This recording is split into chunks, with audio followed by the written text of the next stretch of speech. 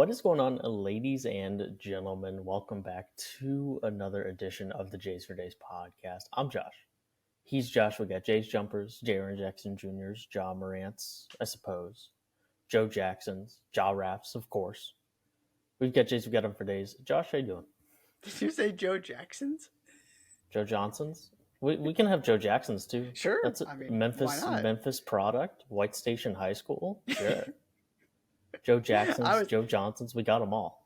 I was also thinking Shoeless Joe Jackson, but you even Sure. saved it better. Let's pay homage to the very good Memphis player. Sure. Absolutely.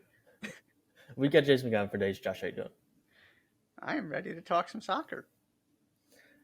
I feel so subconscious when I'm putting these questions together because I know literally nothing, and so I start with, I mean, the World Cup is helpful because that's absolutely and the national teams, there's always something to talk about, and then there are Yeah. a couple other things. So it's not like it's hard to find things that seem to be relevant right now. I'm just not positive how relevant they are, and I'm not great at then formulating questions around those things. And it just feels like there's so many there are a million things to talk about. Like Yeah, that there's one golf tour, right. and there's going to be even like more so one golf tour soon. Yeah. But there are a million different places I could go with soccer, and it is a tad bit overwhelming, but nonetheless Yeah. we have a list of 10. And not only is it one golf tour, there is one ginormous headline relating to said golf tour, Right, where exactly. it was very much okay, we're going to talk about this joining of forces for most of this. Yeah, I feel like you almost have the opposite thing I did, where for a while I was kind of worried I wasn't going to be able to find enough different things to talk about. Sure. And yeah, I mean, you could just pick 500 different things because that's the fun of soccer is that it just never ends and there's always stuff happening everywhere. Right. I went I am happy with my list of questions. We'll see how it goes, but I am right now happy with my list of questions. Is there anything else we need to discuss before we dive in before I grill you on the sport? Let's fire up the grill. If you weren't here for last week's pod, this is the 2-week summer hiatus that Josh and I take every year at this point to talk about the sport that we are individually entrenched in that the other is not. So last week we did 10 questions on the world of golf, Josh asking the questions to me. And this week we're doing soccer the other way around, me asking questions to Josh. At some point, we'll get back, some point being 7 days from now, we'll get back to basketball in some way, shape, or form. But it's a 2-week hiatus, and then we'll return to the sport that is normally discussed on this podcast in college basketball. But we're halfway through our 2-week hiatus. Last week was 10 questions on golf. It's on our YouTube channel and our podcast feed if you haven't seen it already. But I believe that's all the housekeeping. Let's hop right into it. We're on the doorstep of the Women's World Cup. That's the rumor, at least. I met somebody here in DC. That's a weird way to put it. Jess has a friend here in DC that she works with who's going to all of the knockout stages. Wow. That's sick. That's very cool. Also, if you can hear the police sirens outside of my window, I apologize. In a slightly different spot in the apartment today due to some home improvement projects, and therefore we're closer to the main exterior window of the apartment. So it is okay. Don't panic. There are no emergencies, at least not on this podcast, at least not right now. Whatever emergency is going on outside the window is not including me. But Women's World Cup, I have a U.S. Women's National Team specific question, and then just a broader Women's World Cup. That's the other part about this. I feel like my questions can get very elementary from a how they're posed, because like I don't have four questions worth of space to spend Mm-hmm. on just the US women's national team. Sure. If I We mean, could if we I could do a had 10 20, question segment just on the sure, four of these topics. I'm sure you're going to cover. Yeah. sure, exactly. Mm-hmm. So that's the other part of it. But I have one women's national team question and a women's World Cup question to follow. Quite simply, what is this? What is the state of the union for the U.S. women's national team? I felt like for a long time that I was pretty familiar with the U.S. women's national team, whether that's because the U.S. men's national team wasn't that fun to follow because they weren't in the World Cup and the women's team kind of took center stage in terms of the national soccer world for this country. And also the whether it's the good or bad press around the women's national team and the players on that team for a while, it just felt like I was very that relative to how I normally am, I was pretty aware of the happenings around this team. And I was looking at the roster that was announced, a couple weeks ago for the World Cup, and I could confidently tell you about three of the people on the roster. So, are we in between eras? Are the three people that I see on the roster still super important members of the team? Maybe not so much. Right now, they're the betting favorites to win the World Cup, but it's also much closer Mm-hmm. than it has been in years past. And it feels like U.S. dominance is not nearly as much of a foregone conclusion as it might have been in years past. And even in their group. Now, it seems like they got a relatively tough group compared to other teams, but I think they're like plus 350 to win their group stage, which is while still the very heavy, which while being a heavy favorite, does not feel like dominance is something you should be as confident in this World Cup. So talk to me, state of the union of all of those things. There's like 7 questions in there. Yeah. Take it wherever you like. You're definitely right about the roster construction and to the kind of new era changing of the guard part of your question. I would say this tournament is the beginning of the next era because the best players on this team, some of them at least, are in their early 20s. Sophia Smith is the best player in the NWSL. Sophia Smith is one of the best 3 players on the planet. She is the most complete forward I have ever seen play this sport. She's phenomenal. She's the best player on this team.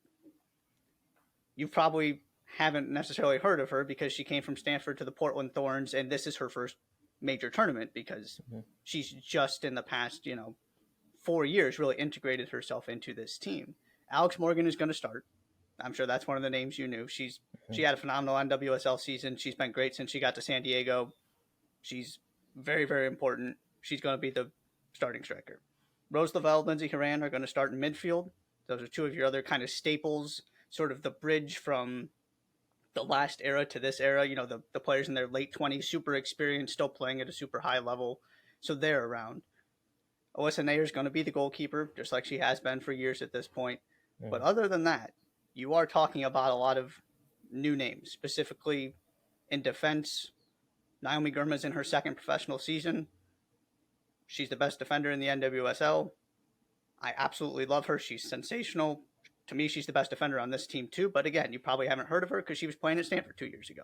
Mm-hmm. And part of this is that Becky Salbrun, the captain, who would have also started, is injured, so she's not available. Mallory Swanson, who's been around, even though she's still in her early 20s as well, injured, not available. So there are also a couple pieces that fans may have heard of or kind of be aware of that aren't on this team because of injury.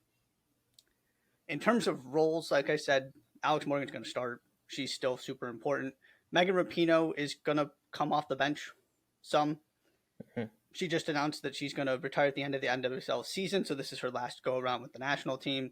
She is not playing the role that you would expect where she's, one of the stars, one of the best players on the team.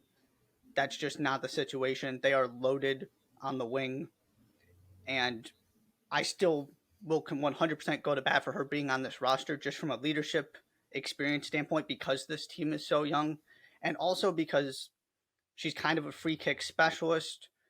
She can just give you something different in the 78th minute when everybody is tired. But don't expect her to be playing huge minutes. That's kind of been the transition over the past couple years. Is she's still very much a big part of the team. She gets called into every camp, but she's not carrying this team on the field the way that 2019, right? She was one of the faces, and obviously she's probably the most recognizable name on this roster. She's not going to play a super huge role on the field. I would still argue her role off the field though is vital. What are some of who are the biggest competitors? It seems to be very Europe centered in terms of the biggest competitors this time around. But even if it's teams, players, names outside of Europe, what are kind of the other biggest storylines heading into the event? Yeah, this is easily the most balanced, deepest, most competitive Women's World Cup ever. Partially because, this isn't a U.S. women's national team full of. Oh, and the other name I forgot to mention that's been around, Julie Ertz is back in the fold. She had taken time off because of her kid and kind of just getting adjusted to life as a mom, and then she came back, and so that's another name that you probably know if you just kind of pop in and out to watch this team in the World Cup and the Olympics. Is she is also back and going to play a big role. But right, it is a young team, right? Most of these players haven't done this before. This isn't a team of players in their late 20s who have won 2 World Cups and it's kind of just business as usual. It's a new group, and it's a group that's not as proven. So there's that part of it that you may not be as confident in this U.S. team for that reason. The other thing in terms of storylines is the injuries. I already mentioned U.S. lost captain and their best attacking player over the past couple of years in Mal Swanson. England, who just won the Euros, lost their captain, best attacking player, and Beth Mead, captain being Leah Williamson. Those are your two most talented teams just from a pure roster standpoint in the world. They both have lost two crucial players. So then you throw that in there. And then you've got, right, the kind of rise of everybody else. You're absolutely right. It's Eurocentric. I would argue there are about 10 different teams at least I could talk myself into winning. Definitely the US and England as the two most talented. Spain has arguably the best player in the world in Alexia Putellas and a very good team full of Barcelona players that just won the Champions League. Now, some have said Barcelona players are not playing due to issues with the federation, so there's that part of it too. So all these teams that are the favorites have kind of these question marks. Canada won the Olympics. Striker Janine Becky tore her ACL. She's not there. That's a big loss for Canada.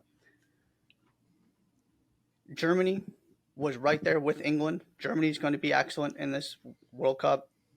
The Netherlands obviously have had success in major tournaments recently. They're going to be there, although they are also dealing with some injuries.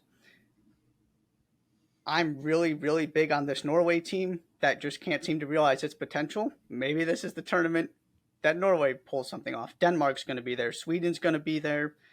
And the other team I would throw out there outside of Europe and the US is Australia. Because it's at home, because Sam Kerr is the best striker in the world. Sam Kerr could kind of just win this thing by herself. And they're a top 10 team in the world talent-wise as well. But you combine the fact that they have the best player at the most important position and are at home in a World Cup where there's no clear, this is the team to beat. They're way better than everybody else. It'd be a huge upset if they lost. The injuries to the favorites, it is very much wide open. Yeah, I was thinking about that last night. There are 10 teams I could talk myself into winning this thing. And I've never felt that way before. That's sick.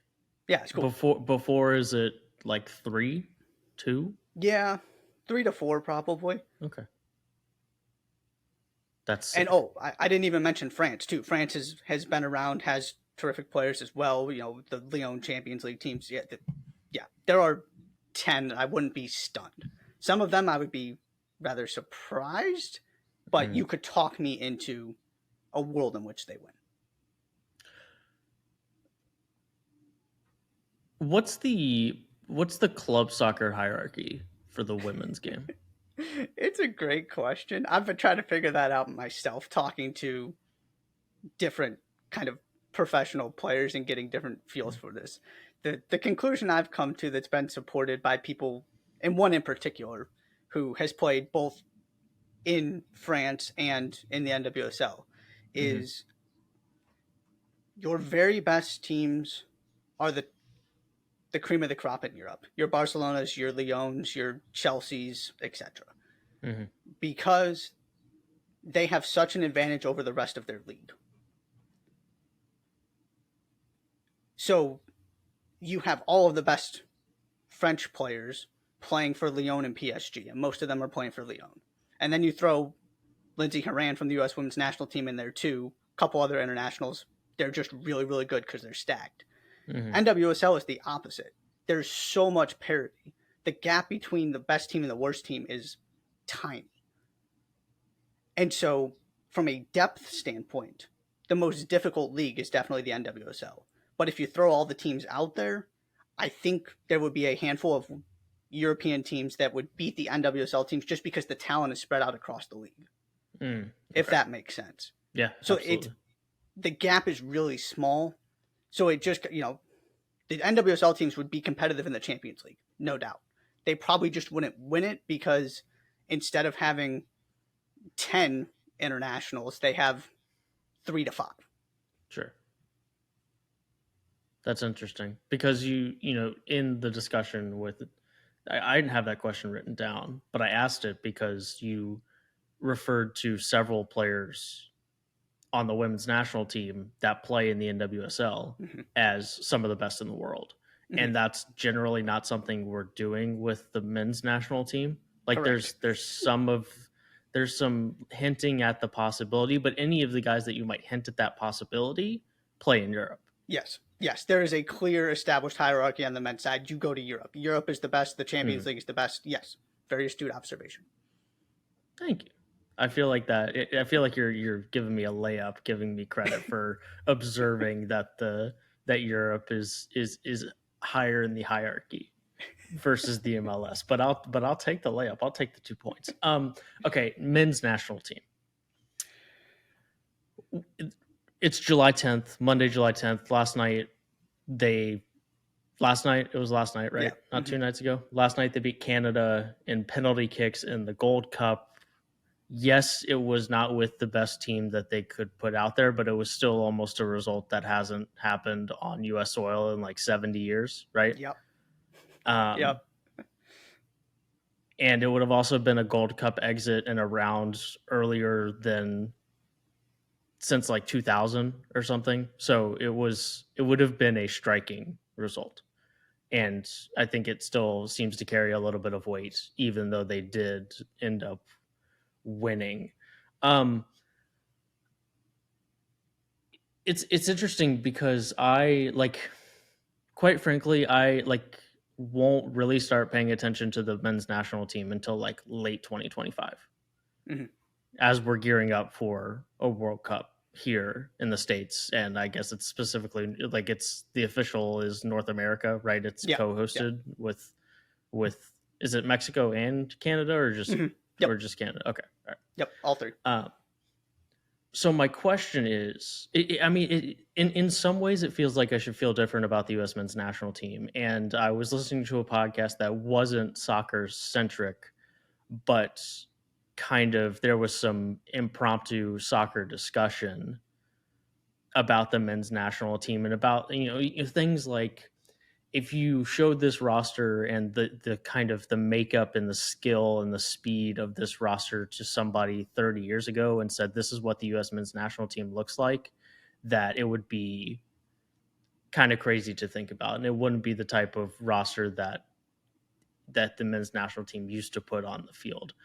But in many other ways it feels like we're just kind of running in the same circle that we always are, that there's some talent, but how cohesive of a unit are they actually? We don't really know. It always seems like we don't really have any idea.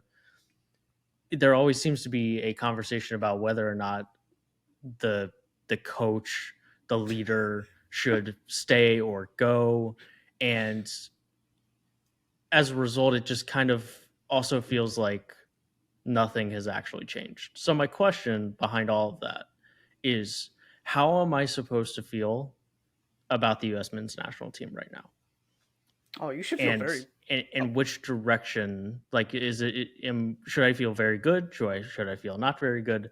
I'm doing the thing where I give you possible answers, and I should never do that as the question asker. So I will just shut up and let you talk.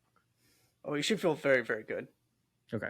This is going arrow pointing directly up after World Cup, where I know people weren't thrilled with the result, and it was just getting to the round of 16, and the Netherlands game was disappointing. They, performance wise, were outstanding in terms of being able to dominate the ball, to render England toothless for 90 Mm-hmm. minutes. From a tactical execution standpoint, I was super, super impressed.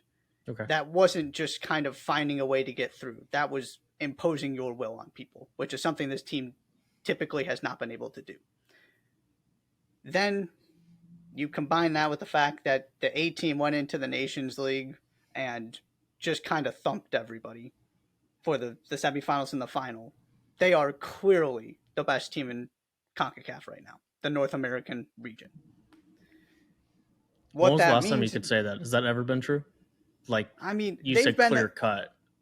yeah, it's never been this clear cut. And a lot of that has to do with the fact that Mexico is just a disaster right now. They've Mm. already gone through two managers since the World Cup ended, and it, it's not just that this U.S. team is the best U.S. team ever. It's also that Mexico is just not in a good spot right now. Gotcha. And Canada is on the verge of bankruptcy. It's just not great for everybody else. So, We'll but take it. just on the field, I mean, they they are clearly better than everybody else right now. What that means in terms of the rest of the world is the interesting question. To me, they're a Yeah. borderline top 10 team. I really, really believe in this group and the direction they're going in.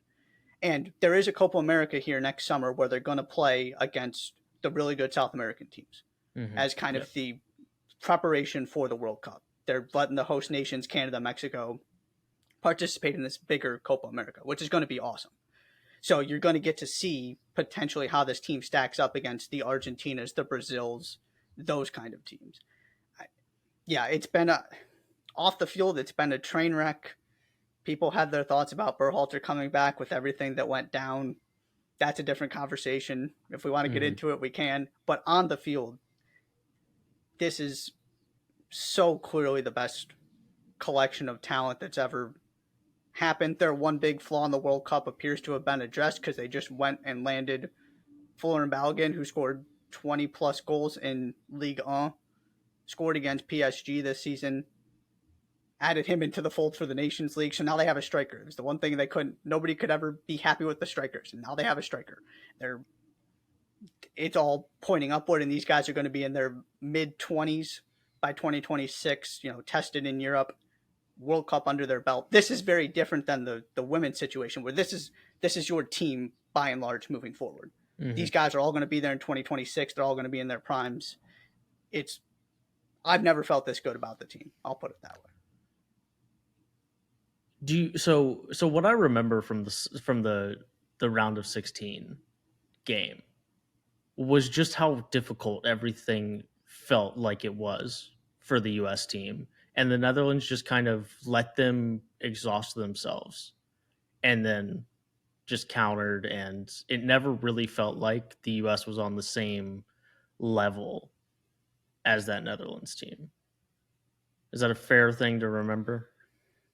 Yeah, in terms of that game without broader context, yeah, that's pretty accurate. And the issue in the World Cup was the final third, specifically Mm-hmm. actually getting crosses to go to players, Mm-hmm. because the player or players in the number 9 position are not pure goal scorers who are finishers who like to get on the end of headers and crosses.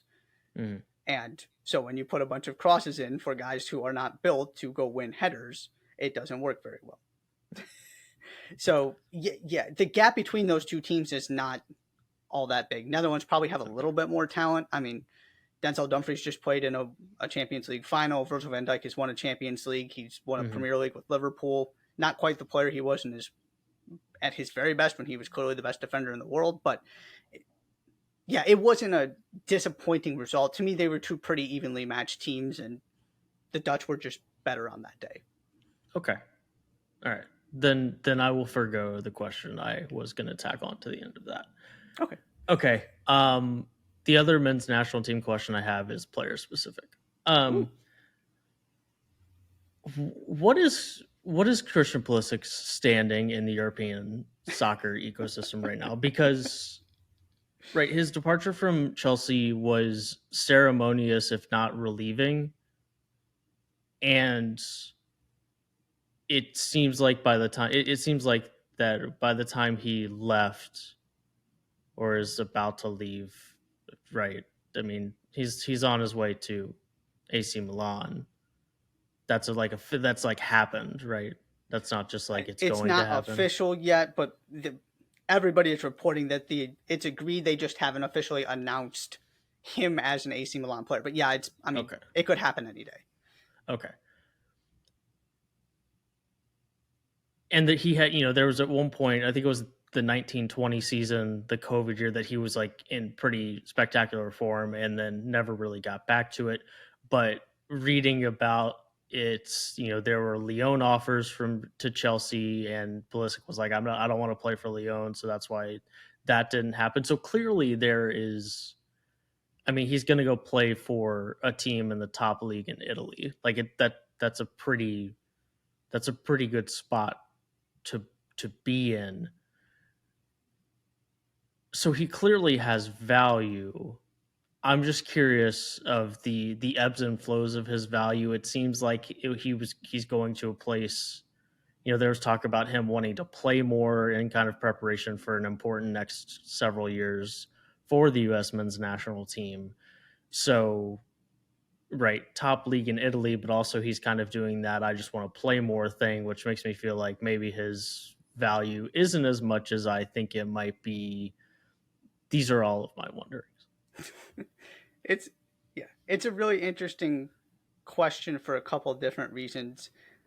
I would also start by saying people here in the U.S. view Christian Pulisic very differently than people in Europe.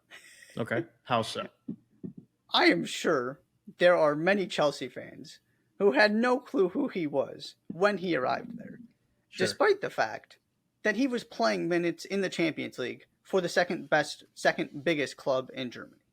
It's not like he came out of nowhere from MLS. He was playing for Borussia Dortmund in the Champions League, and he was playing meaningful minutes for Dortmund. And he just kind of showed up to Chelsea. Everybody here freaked out because, of course, it's a U.S. men's national team star playing for Chelsea. Sure. There just wasn't. And by the time he actually got there, the manager who wanted him was gone. And the managers since have really just had no interest in him for whatever reason. He needed to go. That's the first thing. They continue to just stockpile players, and now they're finally getting rid of some of them. But they literally had a team too big for their dressing room last season. He just wasn't getting on the field because they continued to buy all these guys that just went right over him in the depth chart. So staying at Chelsea was just not a solution. They needed to sell players to create space. He was one of the viable candidates to go, obviously. Yeah, and one of the things I've said from the very beginning is that people just need to understand there aren't such things as lockdown starters at Chelsea. Because Chelsea is just too big and has too much money. There are 18 starters there at any given time, just like Manchester City or any other of the best teams in the world. If you get hurt, like Pulisic has, you might just not get back into the team for 2 months because the guy who comes in after you is every bit as good as you, so he scores for a little while. He's not coming out because you got healthy again. Or the opposite, when Christian Pulisic went on that tear that you mentioned, he was playing consistently for a month and a half because he was playing really well. And then he got hurt, and then he doesn't just get his spot back. And so it was never this idea of him being a quote-unquote starter at Chelsea, I just never bought into because I don't really feel like it exists except for a handful of players. Maybe your goalkeeper and a couple stars where that guy's going to start every week. But Pulisic is just not that guy. And yeah, he's joining an AC Milan team that was not particularly great last season and still made the Champions League semifinals. This is a Milan team that absolutely needs somebody that does what he does because they have one dynamic attacking player right now, and it's glaring when he isn't the best player on the field. They just can't score and can't do anything. So I like the fit from that standpoint. Apparently, he is going to play as a central attacking midfielder, a number 10, which is interesting in his preferred position. So that's good. Overall, I like the move, and it's just one of those things where he's not a Chelsea quality player, and that's okay because there are only about 100 or so of them in the world. When right, it's the guys who would go to Manchester City, to Barcelona, to Mhm. whatever club, Real Madrid, Manchester United, etc. There are plenty of other really good teams around the world that could use a player like Christian Pulisic. Just because it didn't work at Chelsea doesn't mean it's disastrous or the end of his career. He needs to play. It seems like he's going to get that opportunity at Milan, and he's going to get that opportunity for a team that recently won a Serie A title, that is going to play in the Champions League, made the semifinals of the Champions League this season, Mhm. is one of the 3 to 4 best teams in Italy. Now, there's again no guarantee he's going to start every single game. He's going to have to earn it, but it seems like the pathway is a lot clearer. So I'm just not all that worried about it. There are plenty of guys who just can't cut it at Chelsea. It doesn't mean they're bad players. It doesn't mean they can't be in Europe. Because sometimes I feel like we use Europe as this broad thing that either people can play in Europe or they can't. And there's just a massive difference between being at Chelsea and being at insert random, Dutch team here. For Mhm. example, Ricardo Pepi, one of the US men's national team strikers, was playing for Groningen last season. You've probably never heard of Groningen. It's a No. fine club. They're just an average Dutch team. Mhm. Christian Pulisic would be their best player, hands down. Mhm. So he doesn't necessarily need to be going down to that level, but it's not all just Europe. Chelsea is a completely different bar that he just couldn't meet because of probably talent wise, he's not quite there, and also the injuries. Mhm. You're just not going to get fourth and fifth chances at Chelsea. There are guys that they're just going to go buy somebody to fill your spot if you can't do the job. And so, yeah, I'm not too worried about it. You see when he plays for the U.S., it's not that he's not good or has lost his talent. He's excellent. He just might not be Chelsea starter good, and that's okay. Mhm. It's a very American way to react to it, right? I mean, it's Yeah. because here it's either you're good enough to play in the NBA or you're not. Mm-hmm. You're either you're good enough to play in the NFL or you're not. And it's not like going from the Panthers to the Broncos changes that all that much, Right. right? It's still the same league and in many ways the same players. Like the same Mm-hmm. challenges you have at one place are going Yes. to be the same at the other. The ecosystem in Europe is just so much more so much bigger Right. that you can end up in one of the the what the fourth best league in the world. What's that? Where's Syria Yeah. Four, probably, and maybe three. and very much belong and very much deserve to be there and very much be able to compete with teams that you might run into from the Premier League in the Champions League, Yeah. and it still be true that maybe you just weren't quite, whether it's the situation or like you said, the fact that you don't get a third chance at Chelsea, that it didn't work out there. But it's especially the reaction in this country would have to be because either you make it as a basketball player in this country or you don't, Yeah. right? And, It's the equivalent of Duke versus Wake Forest. We'll just keep it in the ACC, right? mhm, Guy who's a role player for Duke, if he transfers to Wake Forest, he's a starter. He's probably a star and number one, number two option, right. right? It doesn't mean that because he wasn't getting a lot of opportunities at Duke, he's a bad player. We see that all the time where they go to some other team and they're all conference, right? It's just the bar at Duke, because of the talent that John Shire can bring in whenever he wants, is incredibly high. Yeah. Stupid Americans. Okay, speaking of America, let's go to The MLS. We'll start with my Messi stuff. Why did Messi come to MLS? Oh, yes. Fun question. Mm-hmm. The simplest answer is that Barcelona didn't have the money for him, and he didn't seem very excited about going to Saudi Arabia. He, Does nobody else have the money for him? Let me like will you address that yeah, idea in the answer as well? hmm yeah. No, it's a very good question. Yeah, because this is not a, and I keep trying to emphasize this. This is not a Messi's not good enough to play in Europe anymore thing. Messi That's had the a, implication I was making. So yeah, cool. Messi had a very good season for PSG. He just was the arguably the best player at a World Cup. He's doing Mm-hmm. just fine. He's still Yeah. now a slightly diminished version of Messi because he's not 26 years old anymore, but still Messi. I don't think he wanted to play for another European team other than Barcelona. His preference was to go back to Barcelona, and there were other European teams that tried to get him, at least expressed interest, wanted to see if he wanted to go. And it just seems like the answer was no, because he loves Barcelona that much.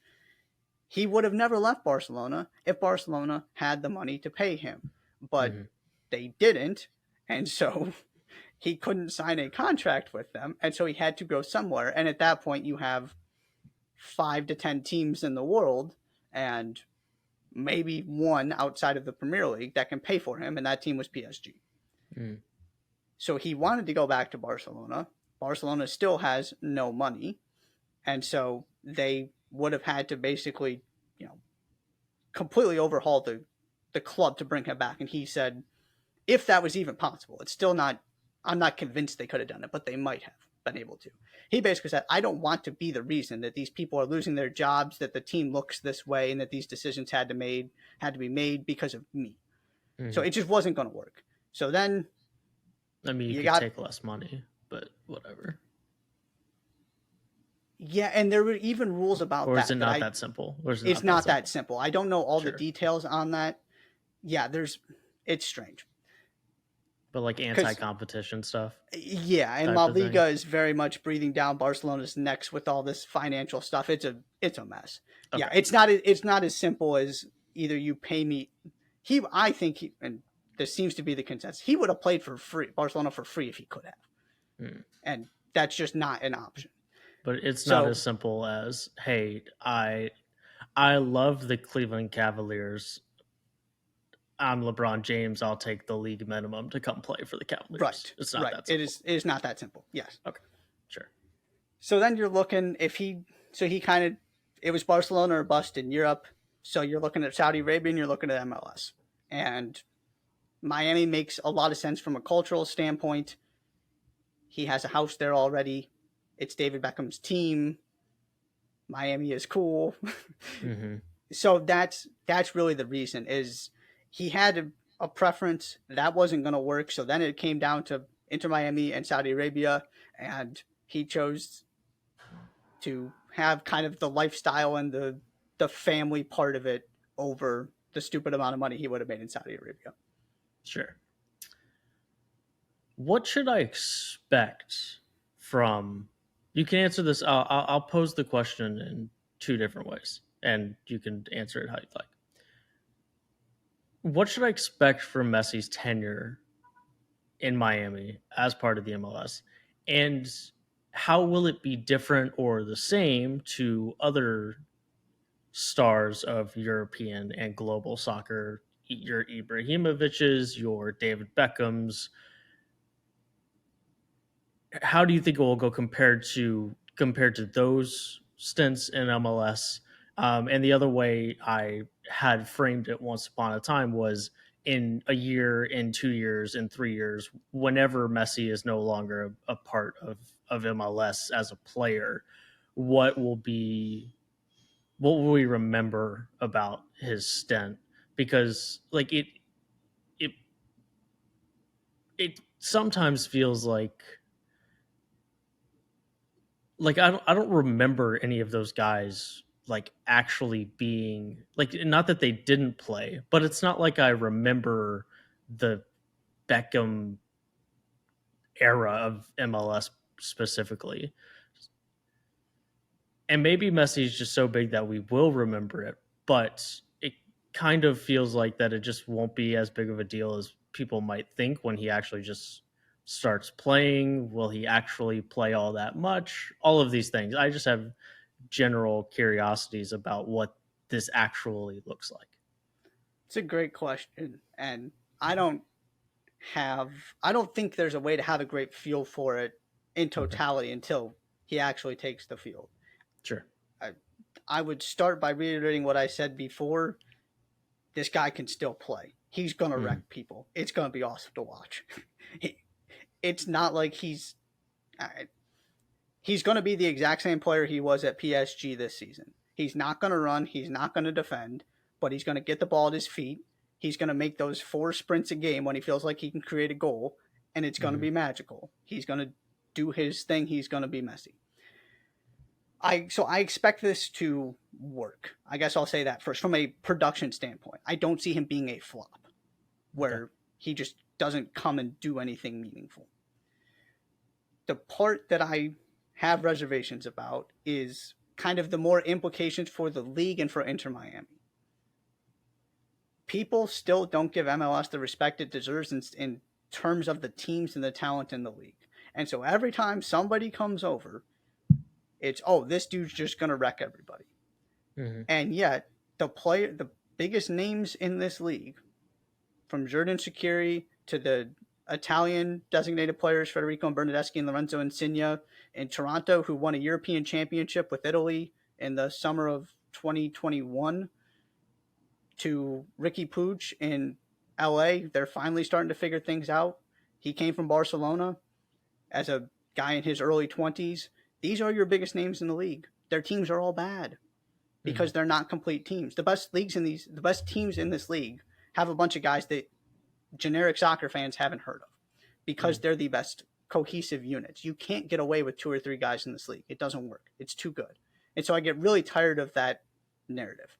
And that's where I'm interested in Inter Miami because Sergio Busquets is coming with Messi, former teammate at Barcelona, another guy in his late 30s who's not going to run. He's going to control the midfield. He's going to dictate tempo, but he's not going to do the dirty work. Mm-hmm. So now you got to find a goal scorer that's reliable and all of these guys to actually do the running for you. And this Inter Miami, and you got to find defense because they're just bad right now. They're not as bad as their record indicates because their midfield is injured. They would be better if they had their midfielders, but they don't right now. So it's not like he's walking into this very good situation where he's a missing piece. They're going to have to Mm-hmm. rebuild this thing entirely.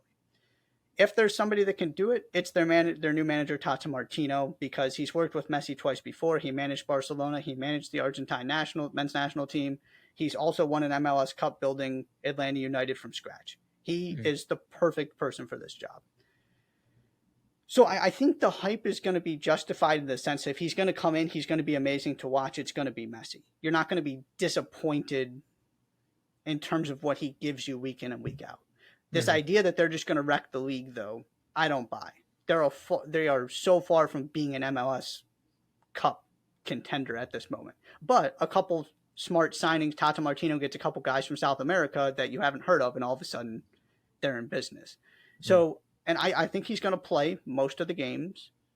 He's not going to probably play all of them, but it's not like he was doing a lot of running and putting in this extra effort in Europe anyway. He can Sure. basically just do what he was doing and carry it to MLS against defenders that are not, of the highest caliber.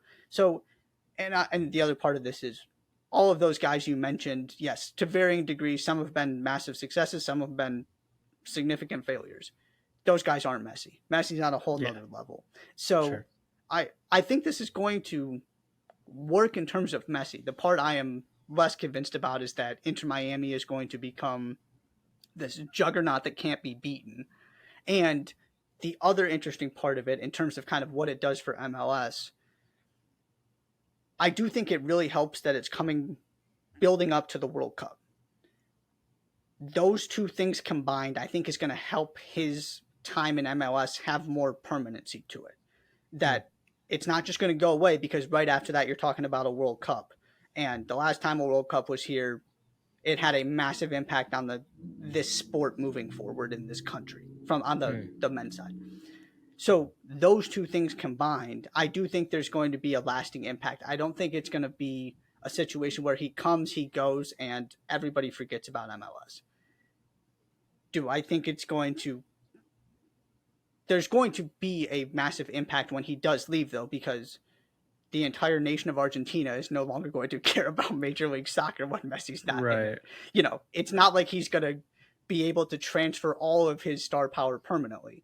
But I do think it's going to help continue to raise the profile of the league and to get really good players in the league because they want to play against Messi, they want to play with Messi, that kind of thing. So I think it's all good. I'm not too worried about it being this catastrophic failure. Mm-hmm. I just think everybody needs to slam on the brakes a little bit in terms of what this is actually going to look like, because they're not making the playoffs this season. It's about building for next season at this point because they're just awful right now. Does his impact on MLS come more outside of this country than inside of it? Yes, 100%. Does he break the soccer circle in the sports world in this country? Like does he like is Stephen A. Smith ever going to talk about Messi on the First Take? It's a great question, and I would say no, other than I'm sure the first time Messi scores a free kick goal, it's going to be on Sports Center because it's Messi and it's a cool free kick goal. The first time he does something Messi-esque, it's going to get mentioned because it's a way to kind of connect all this together. Sure. But and even into the Miami community itself, there's already some of this that some people just don't care because it's Miami. Mm-hmm. They got bigger things to worry about and to do, right? It's Miami. There are plenty of ways to keep yourself entertained in Miami that have nothing to do with soccer. And so, yeah, to me, it's much more about there are going to be all these people around the world who have no clue who player X, who's really good, we'll just give Hani Mukhtar in Nashville a shout out, are going to start appreciating I can't believe you're giving Nashville a shout out right now. Unbelievable. These guys who are really good players that could be playing in Europe, they're going to get some more love, which is cool. Yeah, but to me, it's much more about building the global brand and getting people interested in Major League Soccer and to show a little bit of more respect to Major League Soccer that aren't in this country, rather than raising the profile of this country. Because people are going to want to come see Messi. The Inter Miami's selling out every game, even ones that he might not play in. And that's going to continue to be a thing. People are going to want to watch Messi. But I don't think those people are the ones that is kind of the goal to target in terms of long term, because I don't see people watching Messi make them become ardent MLS fans and defenders moving forward. To me, it's much more about the global impact of it. Has Messi played his last European club soccer game? Ooh.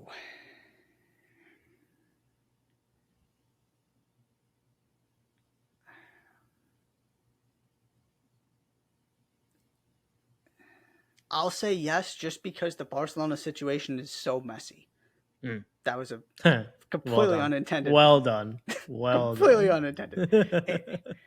It's a disaster. And so I just don't see a way for them to bring him back. I would not be shocked if he ends up ending his career coming back for some kind of, maybe it's on loan one time for Barcelona where he comes and plays part of a season once they get their finances in order, something like that. I'm definitely not ruling it out. Okay. Because I still firmly believe he wants to go back at some point if he can, just to kind of say goodbye to get that experience one more time. Sure. But if I had to guess in terms of kind of permanent home, whether he's playing a full season and playing in the Champions League and stuff like that, I would say no. Do you think the 2026 does he play in the 2026 World Cup? Yes. You think there could be like a I'm retiring at the end of the World Cup kind of shindig? Yes. I could very much see that kind of being I feel like this is all building up to that. Yes. Okay. All right. Sweet. I got one more. I got an MLS question. Yay. Um, to kind of wrap up the U.S. soccer specific Okay. chit chat. Heartbeat of MLS right now. Um, I hear I have friends who live in Cincinnati, and they say that Cincinnati really loves their new MLS team. I talk to people in Nashville who say that they really love Yep. their new MLS team. All of these things are awesome. I also talk to people who are baseball fans, and they really love their baseball team. And nobody else outside of the city in which their baseball team plays gives a damn about their baseball team. Mm-hmm. And you've hinted in as of late in conversations that we've had about some of this stuff that um, uh, there's things left to be desired when it comes to things like the MLS and Apple TV stuff, and so there are still those things that MLS will always fight in a country where soccer is the fifth, sixth most popular sport, something like that. Maybe I mean, it's the big maybe four at third or least. fourth. Yeah, definitely. Do we think? Do we think hockey is more popular in this country than soccer? No, no, You don't think so? no. Okay, fair. But definitely, to your point, definitely trailing basketball and football at the very least. Yes. Sure. Would you describe the league as actively still getting stronger right now? Oh, absolutely. Yeah. Okay. What and I ask you this question every time we do this. What's next? Because there's got to be more to it than we're just going to ask Messi to come to the MLS and hopefully that solves all of our problems. Yeah. The biggest thing that you alluded to that has kind of reached the end of that part of the process is the local fan support part of this. Mm-hmm. If you are good, people are going to show up.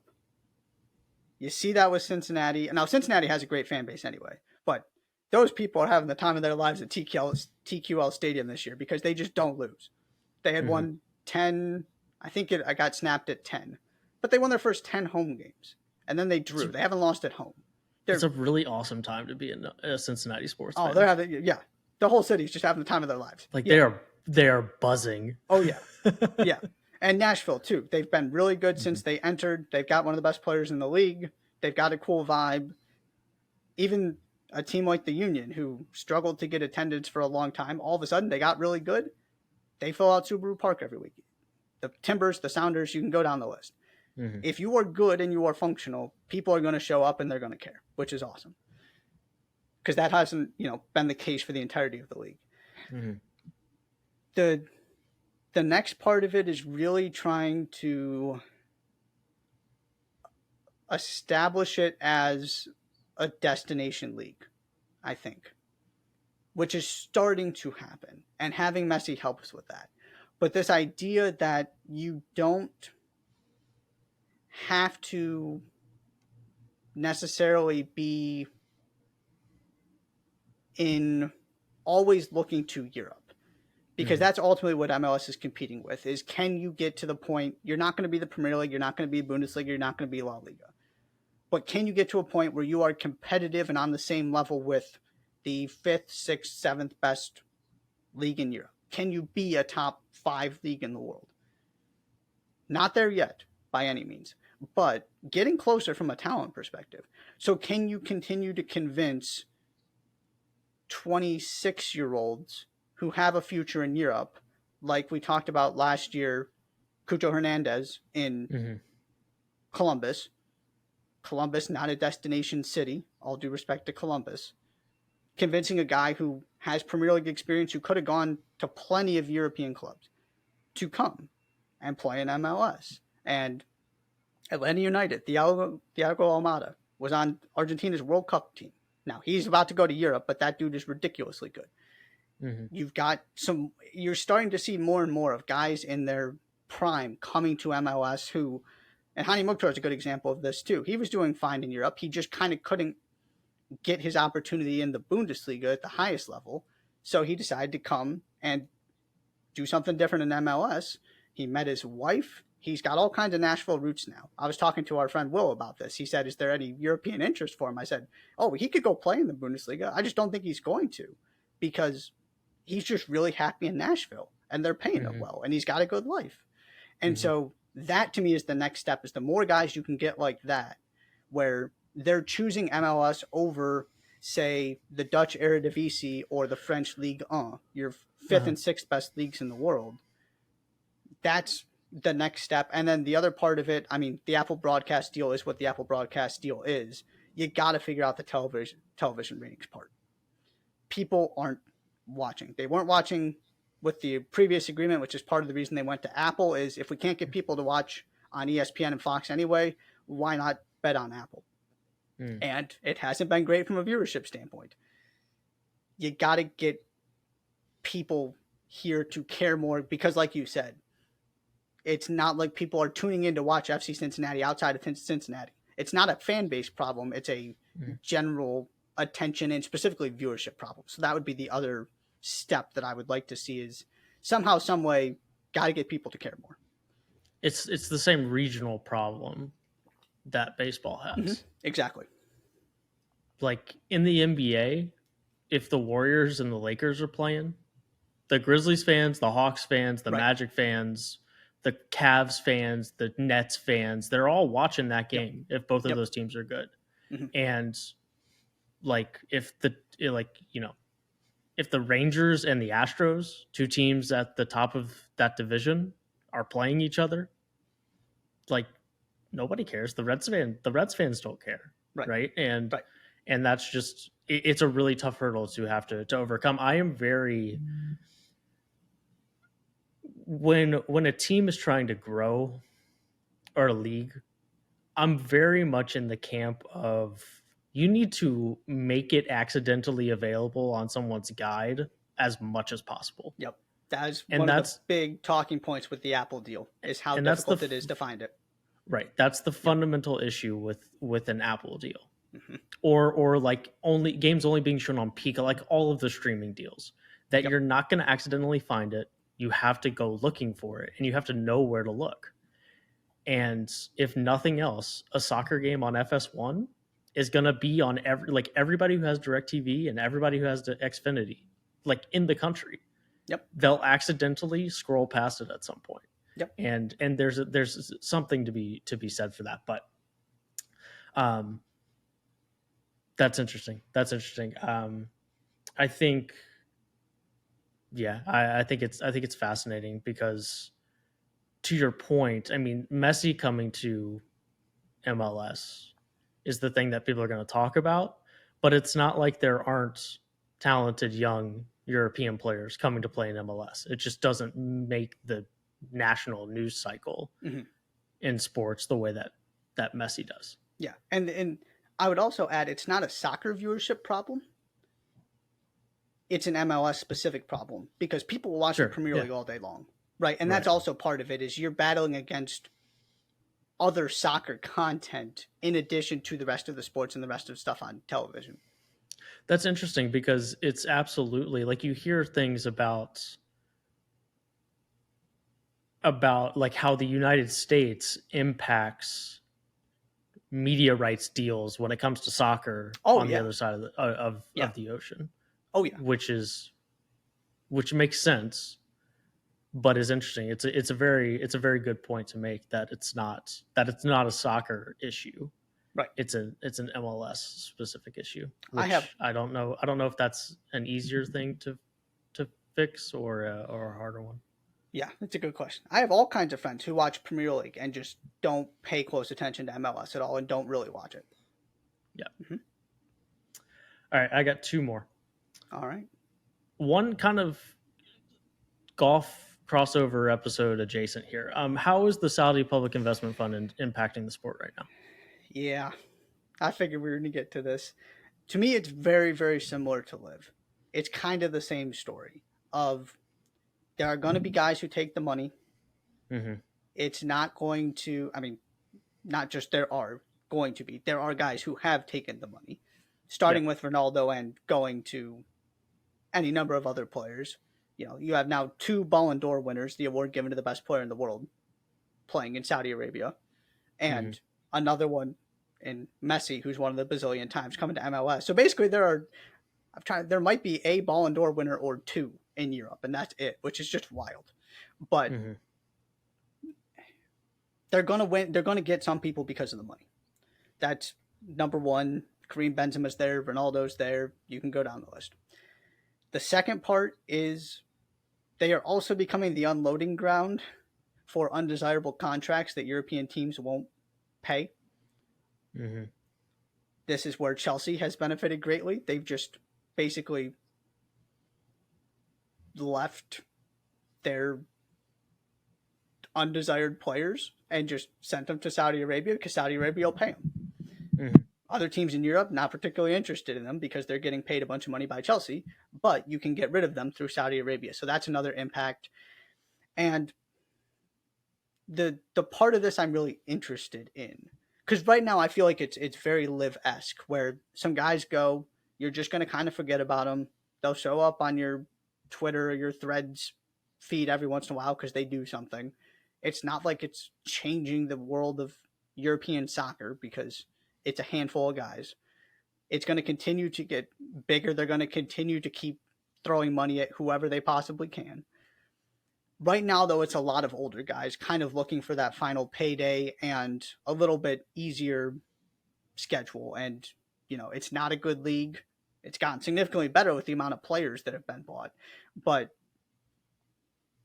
there's still, it's not like they're taking the top European talent. Mm. Now, what is the thing that I am most interested in is the value of the Champions League in particular, because you are seeing some guys who are still in. I think Ruben Neves, who just moved from Wolves, is 28, 29. Mm. Barcelona was also interested in him. Now, I don't know if they had the money to pay for him, but they were trying. And he went to Saudi Arabia because Saudi Arabia was going to pay him more money. He has, I think, maybe played in one European competition ever, and I'm not even sure he has. Never in the Champions League. And he was willing to give that opportunity up to go to Saudi Arabia for the money, which, as we talked about with Liv, both on and off the air, Very, their very choice. Similar. What was that? It's a very similar. Yeah, exactly. Feel how you want about it. It's their choice. It's for the money. Let's just call it what it is. So there are some guys who are passing that up, but that's the test for me. Mm-hmm. If Kareem Benzema wants to go get all of his money, that's fine. That's whatever. He was going to be ushered out soon at Real Madrid anyway, just because of his age. If there are guys in their mid-20s who haven't gotten to another one is Wilfried Zaha, who's still making his decision. It sounds like he's going to stay in Europe somewhere. But he's been linked to PSG. Saudi Arabia also trying to get him. He's played for a aggressively average, in your words, Premier League team basically his entire career. He has no European experience. He could go play for a team in the Champions League, a team in the Europa League. Do those guys stay in Europe and because of the Champions League and that opportunity, or are they going to take the money? So that's kind of the tipping point for me is it just that final payday where they're going to go somewhere else anyway, and it's just going to be Saudi Arabia rather than maybe MLS or somewhere else? Or are they going to be able to attract enough talent in the prime of their career where it's actually impacting the European scene much more than it is right now? Gotcha. Yeah, it seems very similar. Very similar. Not quite as disruptive yet, but Yeah. but very the motivations Mhm. seem to be very, very similar. Okay. Last one. Erling Haaland. 23, just scored 52 goals in 53 games, won a Champions League. Is he consensus best player on the planet right now? No. No. Okay. Definitely not consensus. So that's part of the discussion around here, which my very elementary question is, what is the discussion around Erling Haaland, and what is the discussion around Erling Haaland historically? in terms of kind of as what he's doing like in historic context. Historic context of what he's doing and the track, the course, the if he keeps this up, where does he land in the upper echelon of anybody who's ever played the sport ever? What's the discussion around Haaland? Because for someone who parachutes in for the Champions League final, it seems like he's the best thing since sliced bread. But I would assume that that's not quite the whole story, even though he's clearly spectacular. Yeah. Well, the funny part is, 12 months ago, there were plenty of people who didn't think he could cut it in the Premier League in terms of being a impact striker scoring 25 plus goals a season. He scored 52, yeah. By the way.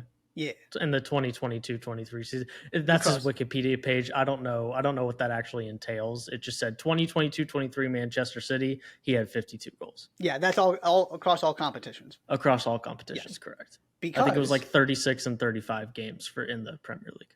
Yeah, something in there. Because I'll go on my Haaland rant a little bit here. What people seem to not recognize about this guy, before he got to City, he was playing he started in his native Norway, and then he was playing in Austria, not a great league, tearing it up there. Then he went to Borussia Dortmund, much better league, was tearing it up there too. Mm-hmm. He scores goals at a higher rate in the Champions League than he did at Dortmund in the Bundesliga. This is not a talent level issue where he struggles against better opposition. He was playing on bad or good, not great Champions League teams and scoring goals at a higher rate than he did in the Bundesliga. I don't understand what people's reservations were about this guy. Mm-hmm. And so he goes to City and he just does what he does, and he scored a bazillion goals and basically scored one every game. You asked me a question last year about the most impactful signing in terms of the upcoming season, and I said Haaland because I think he could be the difference between City coming up short in the Champions League and winning the Champions League. It didn't play out exactly as I thought in terms of my theory and my reasoning why, but he clearly leveled them up in a way that, and they still weren't great this season, despite the fact that they won the treble. There was a point where it looked like they weren't going to maybe win anything, and they turned it around and then just started wrecking people. But a lot of that had to do with, they would have been a different team without him. He is so clearly the best striker in the Premier League. Now, he's also playing with the best players in the world. It's unfair to give him Kevin De Bruyne to pass the ball to him. I mean, it should be illegal. His job is... He is so much better at it than everybody else, and his job is made so much easier by his teammates now because he's playing with the best teammates in the world. He could keep doing... he could easily score 40 in a season. He might get to 50. This is not the maximum of what he can be. This is not the ceiling at all. The question really in terms of his historic legacy for me, he's going to go down as an all-time great, is whether he stays in the Premier League long enough to rewrite the record book completely, or whether he's at Real Madrid in 3 seasons. And so his career is kind of split enough where he doesn't kind of own one league, if that makes sense. Sure. It's part of the conversation with Harry Kane right now, too. Harry Kane, if he stays in the Premier League, is going to break the all-time scoring record. If he wants to win a trophy, he probably has to go to Bayern Munich. Will Spurs let him go? All kinds of transfer drama there. But, does Haaland care about that at all? Potentially breaking those records. Because he will if he stays. He's also going to rewrite, regardless of where he is, the Champions League record book. He is scoring goals at a rate in that competition that nobody has ever seen, and the only guy close to him is Mbappe. The two of them are just kind of going at it, which is awesome to see in terms of who's got more goals and who's scoring more goals per minute in their Champions League careers and all that kind of stuff. I don't know what the trepidation was. As I explained to you last year, this is a dude who's a 6'4" physical freak that would look in place on a track running against Usain Bolt. I don't know what else there is. He's a terrific athlete and a terrific actual technical soccer player. He's He's a Not to robot. mention like guarding LeBron, he'd probably look Right. fine. Right. He is. I've never seen a physical specimen like him. He is ridiculous. So I hope that kind of answers your question. Yeah.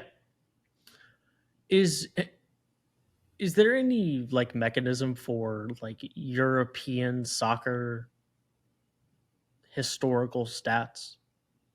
Is there a database for the like all-time European soccer goal scoring leaders? Depends on what you mean by European. Are you Like talking? so to use your example, Mhm. let's say that Holland in his club career plays for City, then goes to Madrid, then plays for PSG, then goes to Chelsea, Mhm. and that's the four clubs he plays for in his career. And then right there's Ronaldo, who played for United and then went and Yep. played for Real Madrid. Is there another team in Europe? Juventus, and then back to Juventus, United. right? Yeah. Right. Mhm. So, is there a place where I can see which one of those in this hypothetical scenario? Is there a place where I can see which one of those guys, other than just adding them up across their seasons Mhm. or adding them up across each season and each in particular league? I just think that would be a cool place to be able to contextualize guys that are playing all over Europe. Does Yeah. that kind of thing exist? There's not really a European club one. Now, Mhm. there's definitely a career goals count that is kept track of. Okay. So But that we includes literally everything, like from to right. national team stuff as well. Yeah, and you can separate them if you want. Okay. So for example, for Messi and Ronaldo, until recently, it didn't matter because they were all in Europe. Mm-hmm. Right. Messi had, I guess, so he goes to PSG, but before that, he'd only played for Barcelona, and Ronaldo had played for sport, at home in Portugal, and then all in all, so he'd been exclusively in Europe as well. So it kind of worked.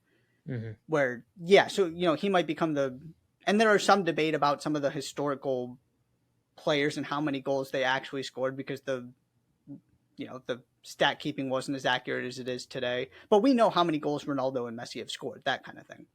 Mm.